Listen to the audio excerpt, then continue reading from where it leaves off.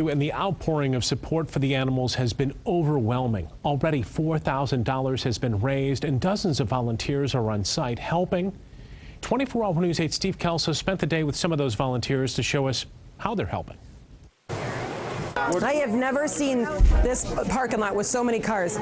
Hundreds of volunteers just showed up. Some drove for hours because what they had seen on TV the night before was simply heartbreaking. It's more heartbreaking when we feel helpless, and so at least we feel like we can do something. But she's certainly got some dental issues. For Kalamazoo veterinarian Noreen Hikes, it's more than an opportunity to help some of the 370-plus dogs. And the next thing I knew, I was drowning in students ready to come up and help. It was a chance to teach her students about giving back. I'm really glad to see these guys already realizing that because they have skills, they can give back. Yeah, you can feel a puppy right there. Because there's several litters and several pregnant females as we speak. And in the office, the phones are ringing off the hook. Allegan County Animal Shelter. Allegan County Animal Shelter.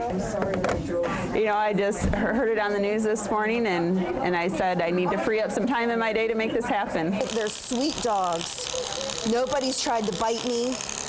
They just all know we're helping them.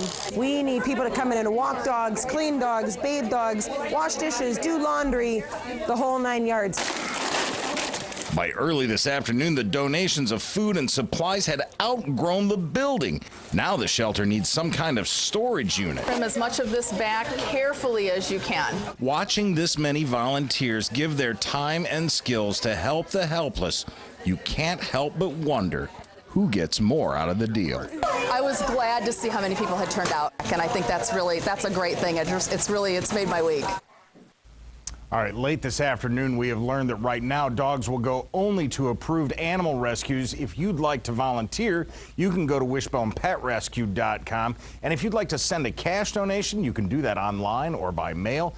The animal shelter tells us they now are in desperate need of gas cards to help pay to transport the dogs, and cash is what they really, really need in this situation. A little money probably would go a long way. Little money will go a long way. They've already raised $4,000, and I don't think you can help but be inspired by a group of people who still believes that things are good in life despite overwhelming evidence to the contrary. All those people that turned out and the cars that lined up to come out and help in this situation. It's heartwarming. Yeah, it was, and there were moments today it was just like, you know, so, yeah.